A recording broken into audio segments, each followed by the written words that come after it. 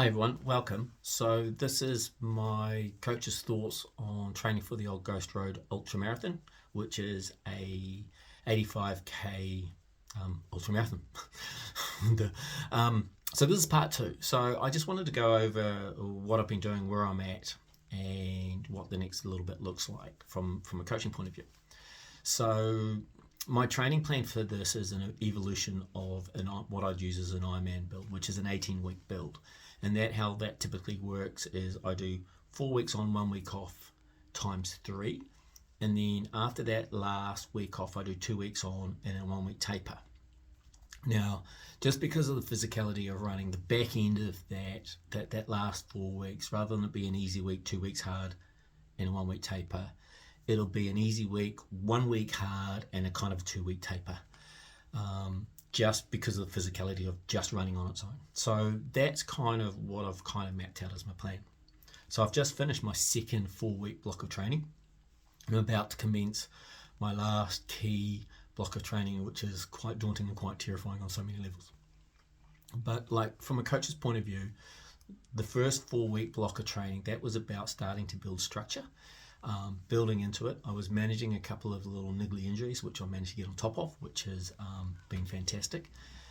So that was a case of just building up back-to-back days of running and building in the structure that I wanted to do going forward.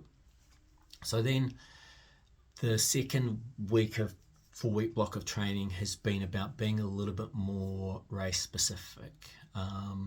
So kind of keeping the structure the same, but just tweaking a few of my sessions. So for example, Tuesday, I was doing an easy 30-minute run on the treadmill as active recovery, and then doing my gym session. We're doing calf raises, leg press, and all that stuff, just to help with the strength for my legs for the brutality of this race. So that evolved over the last 4 week block to fast walking on the treadmill with an incline, so about 8% incline, and trying to walk as fast as I can. The reality is with ultramarathons, you do a lot of walking, and it's okay to walk in these, especially when it's steep or it's an incline, because the reality is if you can walk fast, it's often more efficient and it's less of a spike on your heart rate. But you have to practice that. So I started with some fast walking on the treadmill in this block. And then that evolved to the last week of the 4 week block, where I actually took that out into the forest and ran into the forest. I've got a nice little hill which is about 200 meters long, and I was doing fast walking / running with my poles to practice running with my poles, because I'm going to be using running poles in this race. So also the advantage of taking it into the forest on this incline is I can also practice running downhill, because the reality is the last 20 kilometers of the Old Ghost Road are downhill. So building conditioning in the legs for running downhill is also as important as building conditioning for going up, and also practicing with your poles. So that was kind of the evolution of that session, just to make it a little bit more specific. And what we'll do is, and then it's just been a case of just building the long runs, building the back-to-back days, and also on the long run in the hills, I've been arranging it so that so I've started out with the car parked at top of Evans Pass, gone and done my runs out towards Godley Head, and then ended up back at the top of Mount Pleasant and run back down. So that gives me, at the end of my long runs, that gives me about 6Ks of running downhill on a similar incline, on fatigue legs. So I've been practicing that, and ideally it would be nice to do that on a trail. The fact that it's on the road, it's probably less risk of injury by tripping and falling, and it's also trying to find a trail that's appropriate. So it's a bit of a compromise, but I think it's a case of it'll give me the similar sort of conditioning in my legs. So that's how the program's evolved, is just adding in some specific things to help with the training on the day. The last 4 week block, there's been a couple of weeks, 2 weeks, where I've had to juggle things around, and that's because I've done some events with my clothing brand, and that's just life. So and that's with any program. You need to have a bit of flexibility and have the ability to change things around, but be mindful when you do that that you don't change the sessions around that completely destroy you or load you up for another session. So it's a bit of a juggling act. So there were 2 weeks where we had to do that a little bit, but that was okay. And then at the end of the 4-week block, I did a trip over to the West Coast to go train on the course. Now, this was a information gathering exercise, and I went over with some key things I wanted to ascertain for laying in my plan for the race and also this next block of training. So we went over to the West Coast and drove over on the Saturday morning, and then on Saturday we went to Seddonville and I ran into Specimen Point Hut, which is the first hut, and then ran back out. So that was a 34k run. And then on Sunday morning went to the Lyle end and ran 8.5k up, 8.5k back down for about a 17k run. So there's quite a few things that I wanted to get out of this, and it was a key session, a key weekend in my build-up. So let's look at it objectively, what I was trying to achieve from a coaching point of view. So first up, the first part of the race, you're doing that in the dark for about the first 40 to 50 minutes as the sun comes up. So I wanted to see what that section was like, have it in my head so that I was kind of prepared for it on the day. About 3k in, there's a little hill called County Hill.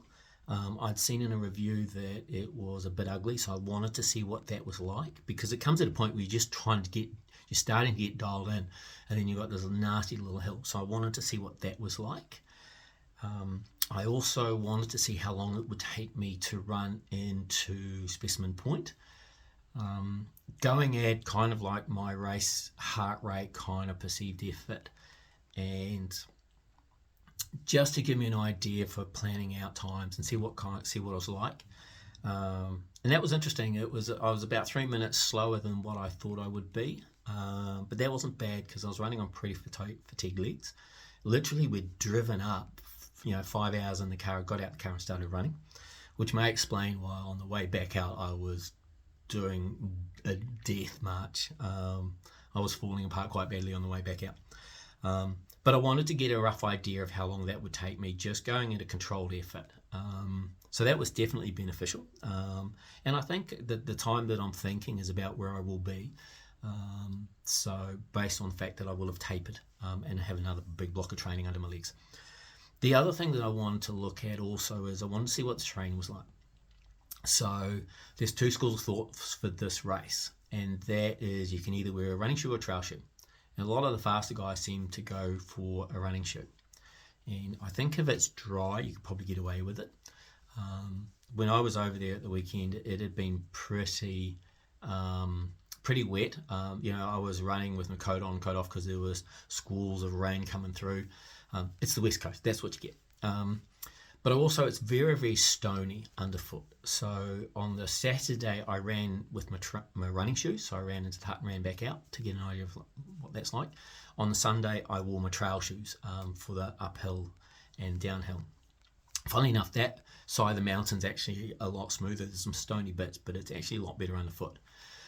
I think for me, the decision's been made, and that is I'm going to go with a trail shoe, and consequently bought them. Or a trail shoe to race in, which I've consequently bought. I'm not that good of a trail runner, and I think that any kind of performance gain that you might marginally get out of a lightweight running shoe is going to be negated by lack of grip, lack of control, especially for me, and also just foot protection. Like the stones, I could feel the stones under my training shoes, and what that's going to be like for 10 hours, 11 hours, 9 hours. I'm not sure how long this race is going to take. I have an idea, but I'm going to be out there for quite a while. So that helped make that decision. So that was another thing that was achieved on that weekend. It gave me the information to make a really informed choice about shoes to wear on the day. So that was kind of like the Saturday. On the Sunday, it was what I wanted to achieve from that run was about 9 to 10 k's uphill and then 9 to 10 k's back down. I did 8.5, and the reason I only did 8.5 was like the day before, it had been sopping wet underfoot, and I'd had a day of just running with wet feet. And it was about 8.6 k's up, and there was this waterfall, and it was all the way across the pathway, and there was no way I was going to get through without getting sopping wet feet. And for the extra bit that I was wanting to possibly run was probably, I didn't necessarily need to do that, so I kind of cut it short, because the critical thing I wanted to do is I wanted to run downhill on fatigued legs. So that was, running up was practicing with my poles, to get a really nice long run with my poles. And then coming down was all about what kind of pace I could run on pretty fatigued legs. That was my biggest running week ever. And, 34k run the day before, and that was a 96 k's of running that week. So it was a big running week. And I was actually pretty happy with how I ran downhill. So that was the purpose of that weekend. I gathered a lot of information, learned an awful lot about just having tired, sore legs as well. It's the nature of the beastie. But the other thing that I got out of that is, the end of this next 4-week block of training, I was planning on running the Paparoa Trail. And I'm kind of binning that idea now. And what I'm going to do is I'm going to go back to Lyle, and I'm going to do about a 50k run where I do 25k's up and 25k's back down. I think that will be more specific for the race, and I think it'll be more beneficial, because it'll give me 25k's of running with my poles, and then coming back down on fatigued legs. So it'll take me pretty much to Heaven's Gate, which is kind of like the high point of the course. So I may even run to there. If it means I run a 56, 57k, 50 to 55k run, that's okay. I'll use the hut as an aid station to refuel, and because that's what I'm going to be doing in the race. So it'll be all race specific work, and that'll be my last key hit out before the race. So, and that was the point of this last 4-week block of training, was just doing some things to prepare me and give me the information I needed so I could lock and load for this last block of training. So it's so that's where we're at, and it's been interesting. It's definitely more fatiguing than training for an Ironman. And rest week, to be fair, it was rest week's Christmas week, so it's been a bit of a juggle, and I probably haven't done my active recovery as well as I should. And I'll look to work on that in the next block of training, at the next recovery week. The other thing I think I need to add a little bit more is a little bit more core strength, just for my lower back, for running with a pack and all the climbing. And there's time to actually implement that extra core strength and actually get the benefit of it for the race, because we're about 7-8 weeks away from the race. So normally it takes about 5 to 6 weeks to get the adaptation. So I've got time to implement that little detail change and to get the benefit of the race. So that's where we're at now. So we're about to lock and load for my last 4-week block of training. It's definitely been fascinating how the body's coped, how the body's coped with back-to-back days of running. I've lost one toenail at this point. In years of training for an Ironman, hardly a blister. Start running in the trails, different story. I guess that's the thing. The socks are the only thing I need to lock down in my decision making, because I need to go something above the ankle so that they don't fill up with stones, etc. on bits of gravel, which will be part of the challenge in the next couple of weeks, is to sort out some socks to race in, because everything else is pretty much sorted. So that's enough for me, and I'll do an update either halfway through this block or on my next recovery week. And speak to you later. Cheers. Bye-bye.